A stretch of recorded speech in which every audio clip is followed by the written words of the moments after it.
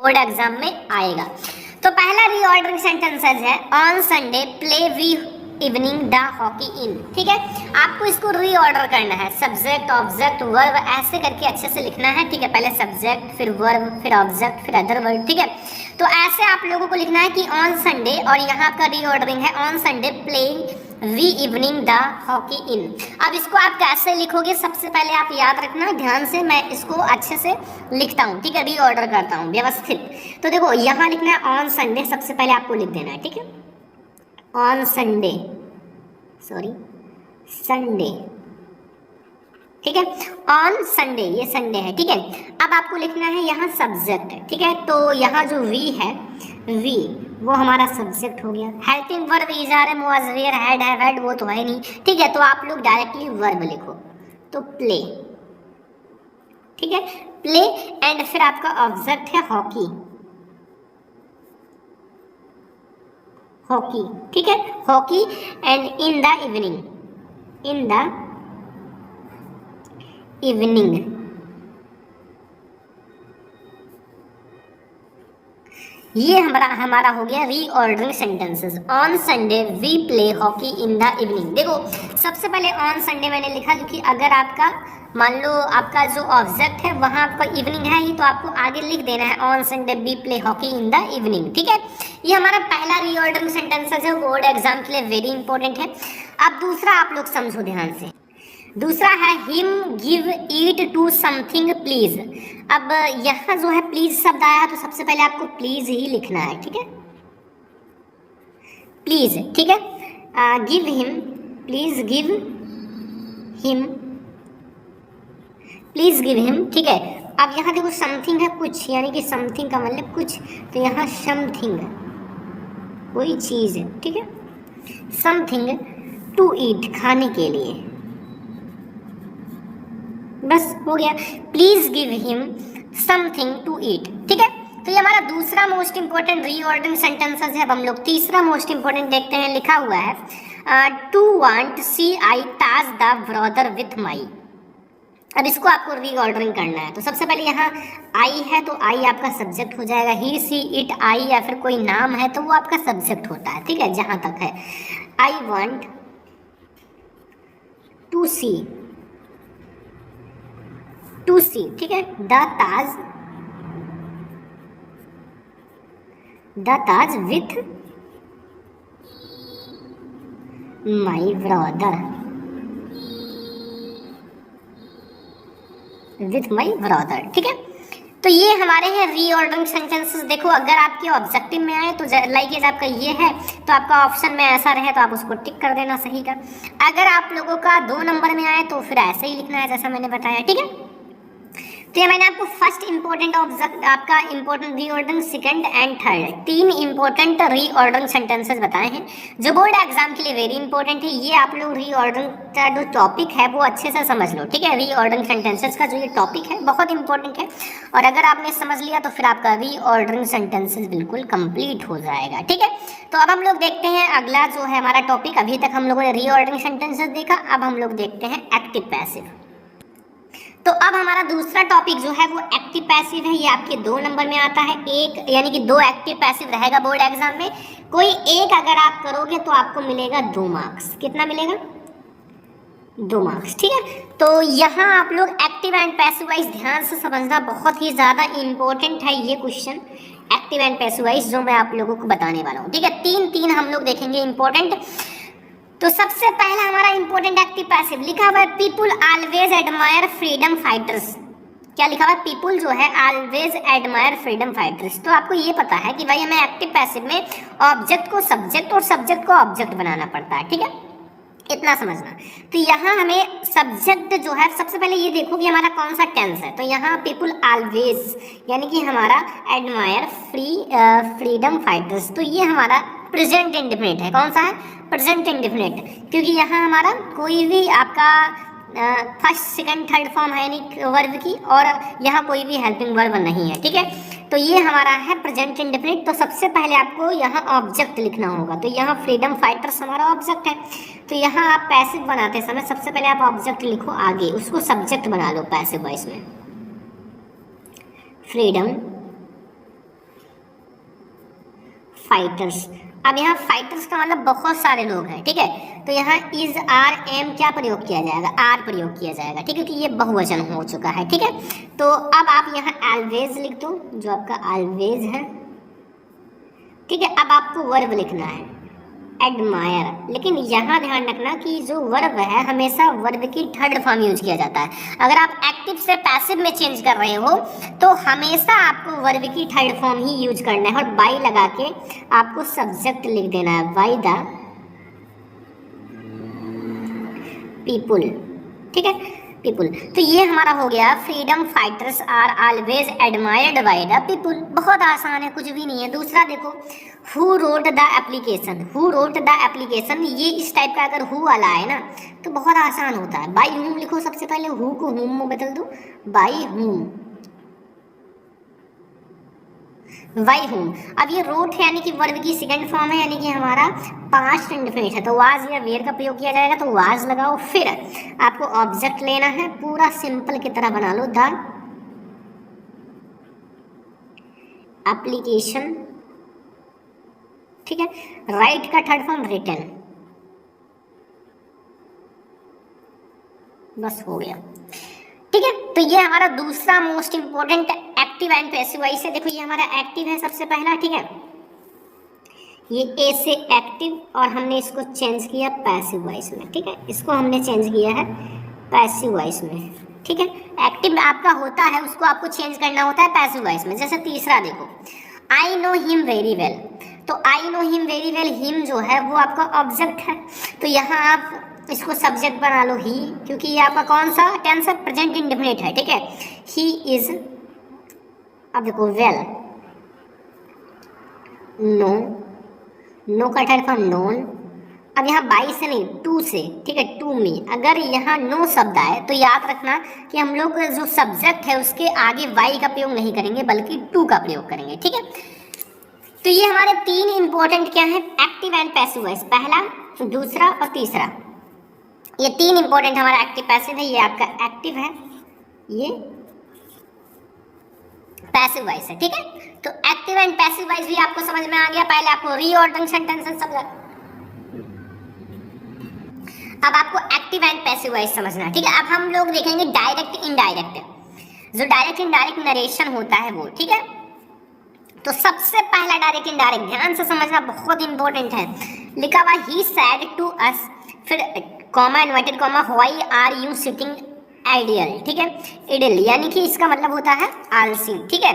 तो यहाँ हमारा हो गया ही सैड टू अस, फिर कॉमा इन्वर्टेड कॉमा के अंदर है why are you sit ideal, ठीक है। अब यहाँ देखो, ये सबसे पहले आप चेक करो क्या है, इंट्रोगेटिव, क्योंकि व्हाई शब्द आया है तो ये हमारा इंट्रोगेटिव है। तो अब अगर आपको रूल पता होगा कि इंट्रोगेटिव में हम सैड टू के स्थान पर क्या लिखते हैं, तभी तो पता चलेगा। अगर आपने रूल नहीं पढ़ा है तो थोड़ा सा रूल पढ़ लो, ठीक है, जरूरी है। तो यहाँ आपको ही और सैड टू के स्थान पर आस्क्ड, क्या लगाओगे, आस्क्ड, ठीक है, और अस। अब यहाँ जो है कॉमा इन्वर्टेड कॉमा के स्थान पर हम कोई भी कंजक्शन का प्रयोग नहीं करेंगे, डायरेक्टली जो व्हाई है इसी को उठाकर यहाँ रख देंगे, ठीक है। व्हाई को आप कंजक्शन बना दोगे। अब आपको जो सिंपल सेंटेंस होता है, जैसे बिल्कुल सिंपल वैसे बनाना है। यू जो है वो हमारा सेकंड पर्सन का प्रोनाउन है, यू बदलेगा अस से तो वो हो जाएगा वी, ठीक है। अस का सब्जेक्टिव केस होता है वी, ठीक है। एंड फिर आपका ये प्रेजेंट इंडेफिनिट है, नहीं प्रेजेंट कॉन्टिन्यूअस है, प्रेजेंट कॉन्टिन्यूअस बदल जाएगा पास्ट कॉन्टिन्यूअस में, ठीक है। तो वी के साथ हम लोग वियर का प्रयोग करेंगे, we wear sitting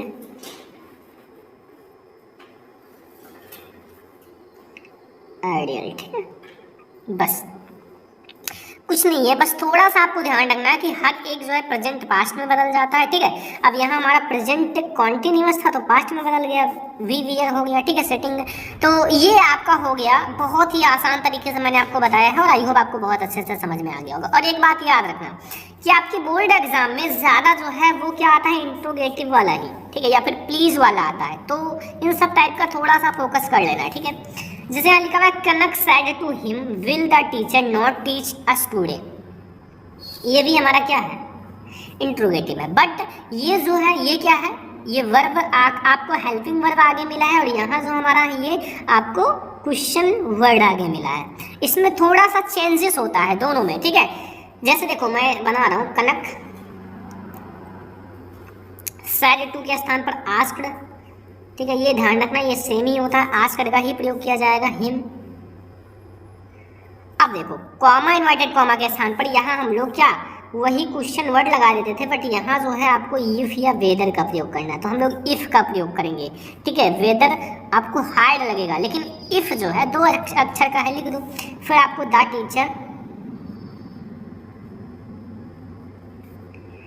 teacher will जो है वो उड में बदल जाएगा, उड नॉट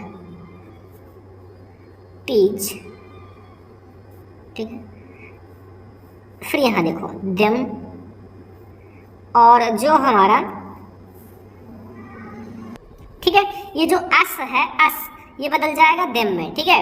एंड फिर हमारा अस के बाद टुडे जो है वो डैट डे हो जाएगा, टुडे का हो जाता है डैट डे। ये सब रूल थोड़ा सा याद रखना क्योंकि बहुत ज़्यादा इम्पोर्टेंट है, ठीक है।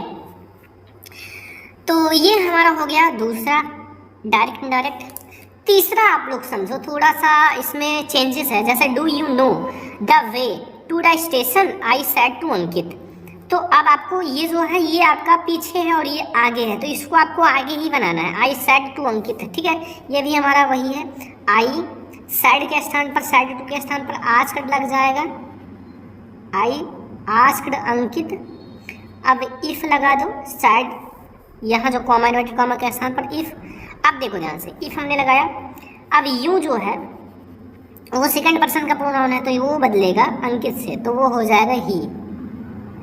नो जो है वो आपका न्यू में बदल जाएगा, the way to the station. बस आसान है, कुछ है नहीं, बट थोड़ा सा अगर आप रूल्स से थोड़ा सा याद रखते हो तो आपको बहुत आसान लगेगा। तो ये 3 हमारे मोस्ट इंपॉर्टेंट, वेरी इंपॉर्टेंट हो गए डायरेक्ट इनडायरेक्ट, ठीक है। डायरेक्ट इनडायरेक्ट जो बोर्ड एग्जाम के लिए वेरी इंपॉर्टेंट है। अब हमारा आता है पंचुएशन। पंचुएशन जो बोर्ड एग्जाम के लिए वेरी इंपॉर्टेंट है, आपको ये सारे पंचुएशन तैयार कर लेने हैं। पंचुएशन आपके बोर्ड एग्जाम में 2 नंबर का आता है, कितने मार्क्स का? 2 नंबर का आता है। और अगर आपने ये सारा पंचुएशन तैयार कर लिया तो आपका पंचुएशन से भी टॉपिक क्लियर हो जाएगा। देखो पंचुएशन में क्या होता है कि आपको लाइक आपका डायरेक्ट इनडायरेक्ट है, तो comma inverted comma, capital letter, full stop, question mark, ये सब नहीं लगा रहता है, ये सब आपको लगाना पड़ेगा। जैसे लिखा हुआ है the teacher said to me do not waste your time. अब यहाँ देखो लाइकेज आपका पहला अक्षर कैपिटल होना चाहिए, ठीक है, तो ये आप कैपिटल करो, द टीचर, ठीक है, सेड टू मी। अब कॉमा लगाओ, इन्वर्टेड कॉमा, ठीक है, कॉमा इन्वर्टेड कॉमा इसमें नहीं लगा हुआ है जो आपको लगाना पड़ेगा। फिर आपको do not waste your time, comma inverted comma बंद। तो इस टाइप से आपका जो है मतलब अधूरा है और इसको आपको अच्छे से पूरा करना होगा, ठीक है। तो ये हमारा हो गया बहुत ही ज़्यादा इंपॉर्टेंट पंचुएशन। ऐसे ही हमारा दूसरा है can you go to Delhi today, the officer said to the clerk, ठीक है। तो यहाँ आपको इसको भी उसी तरह से बनाना है, ये भी हमारा वही है, सेम ही है, कुछ है नहीं चेंज। यहाँ आप कॉमा इन्वर्टेड कॉमा लगाओ, सबसे पहले डबल कॉमा, और can you go to, D capital कर देना क्योंकि दिल्ली है, डी कैपिटल टुडे। फिर यहाँ क्वेश्चन मार्क, फिर यहाँ कॉमा इन्वर्टेड कॉमा बंद, ठीक है। फिर द ऑफिसर है ना, ऑफिसर सेम वैसे ही है, बस थोड़ा सा जो है साइड चेंज कर दिया गया है, ठीक है, सेड टू द कलर का, ठीक है, बस। तो ये हमारा हो गया दूसरा। तीसरा देखो, Rekha said to her friend why did you not come to the college yesterday. ये भी बहुत इंपॉर्टेंट। देखो मैं आपको बता दूं, ये जो है ज़्यादा इंट्रोगेटिव ही आता है, और ये जो आपका है डायरेक्ट इनडायरेक्ट वाला ही ज़्यादा आता है। डायरेक्ट इनडायरेक्ट, ध्यान रखना, डायरेक्ट इनडायरेक्ट ही आता है, ये ध्यान रखना 100%, क्योंकि मैंने बहुत सारे पेपर देखा है डायरेक्ट इनडायरेक्ट ही आता है। जैसे Rekha said to her friends, why did you not come to college yesterday. तो सबसे पहले रेखा का आर जो है वो कैपिटल कर लो, Rekha said to her friend, फिर comma inverted comma, why did you not come to college, ठीक है, फिर आपका एस्टरडे, बस, ठीक है। तो ये हमारा हो गया इंपॉर्टेंट पंक्चुएशन, जो बोर्ड एग्जाम के लिए वेरी इंपॉर्टेंट है, और आप लोगों को ये सारे टॉपिक्स समझना है। मैं आपको बहुत ज़्यादा इंपॉर्टेंट जो है वही बता रहा हूँ, क्योंकि ये सारे पेपर में 100% आएगा और आपको तैयार ही करना पड़ेगा, ठीक है। अगला है हमारा प्रीपोजिशन। प्रीपोजिशन जो बोर्ड एग्जाम के लिए वेरी इंपॉर्टेंट है। जैसे लिखा पहला, my father lived in Mumbai, फिर डैश डैश डैश 10 ईयर। तो अब यहाँ आपको कौन सा प्रीपोजिशन भरना है, my father lived in Mumbai, फिर यहाँ dash dash dash dash 10 year. तो यहाँ देखो 10 ईयर जो है वो एक अनिश्चित समय है, निश्चित तो है नहीं कौन सा 10 ईयर है, तो यहाँ फॉर का प्रयोग करोगे। क्या लिखोगे, फॉर। हु इज नोकिंग, फिर dash dash the door. Knocking के साथ एट का प्रयोग किया जाता है, ठीक है, ध्यान रखना, एक एक पॉइंट मैं आपको समझा रहा हूँ। फिर यहाँ तीसरा है, राहुल इज वीक, फिर डैश डैश इंग्लिश, तो Rahul is weak in English. I am suffering, ये तो बहुत आसान है, I am suffering from fever. Did you listen, listen के साथ टू, व्हाट आई सेड। तो ये हमारा 5 ऐसे इंपॉर्टेंट प्रीपोजिशन हैं जो बोर्ड एग्जाम के लिए वेरी इंपॉर्टेंट है, और आपको ये प्रीपोजिशन तैयार ही हो गया होगा, इसमें तो कुछ है नहीं कि आप लोगों को तैयार करना पड़े। तो अब हम लोग एक नेक्स्ट टॉपिक देखेंगे जो बोर्ड एग्जाम के लिए वेरी इंपॉर्टेंट है आप लोगों के लिए, ट्रांसलेशन, जो बोर्ड एग्जाम में बहुत ही ज़्यादा भूमिका निभाता है, 5 नंबर या 4 नंबर में आता है, ठीक है। तो ये ट्रांसलेशन जो मैंने लिया है ये वेरी इंपॉर्टेंट भी है, बोर्ड एग्जाम में कई बार आ चुका है।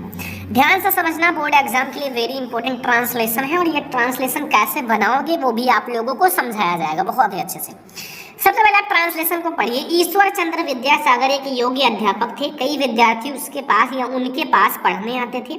एक वृद्ध पुरुष भी उनके पास पढ़ने आया। विद्यासागर ने उन्हें पढ़ाने का वचन दिया, किंतु बूढ़े को व्याकरण कठिन लगती थी। अब विद्यासागर ने विद्यार्थियों की सुविधा के लिए व्याकरण की एक पुस्तक लिखी। सबसे पहले आप इसको देखो, एक एक पैराग्राफ में बना लो छोटा छोटा। ईश्वर चंद्र विद्यासागर, ठीक है, एक युग अध्यापक थे। तो अब पहले यहाँ आपका डैश है तो इसको बनाओ, ईश्वर चंद्र विद्यासागर, ठीक है। देखो सबसे पहले आप लिखो ईश्वर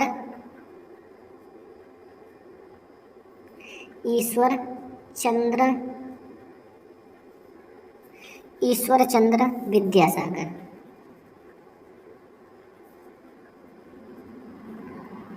नाम बहुत बड़ा है ना, ईश्वर चंद्र विद्यासागर, ठीक है। थे यानी कि अध्यापक थे, तो वाज का प्रयोग करो। वाज ए, युग का मतलब होता है एबल, एबल का मतलब होता है योग्य, ठीक है, able teacher. Ishwar Chandra Vidyasagar was ये एबल टीचर, ठीक है। अब उनके पास या कई विद्यार्थी उनके पास पढ़ने आते थे, यानी कि मेनी स्टूडेंट्स, कई विद्यार्थी।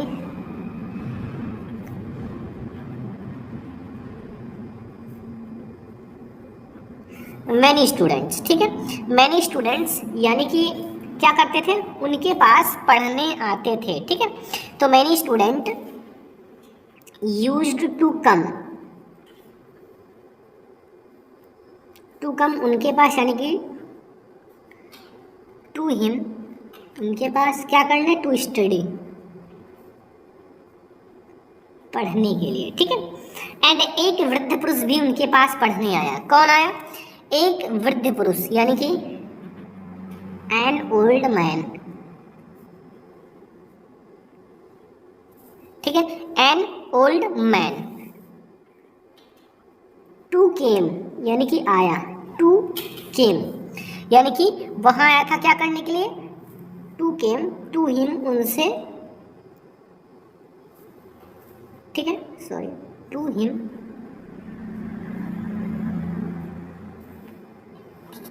ठीक है, टू बी टाट यानी कि पढ़ने के लिए। विद्यासागर उन्हें पढ़ाने का वचन दिया। जो विद्यासागर हैं उन्होंने मतलब पढ़ाने के लिए उनको वचन दिया, तो यहाँ सबसे पहले लिखो विद्यासागर,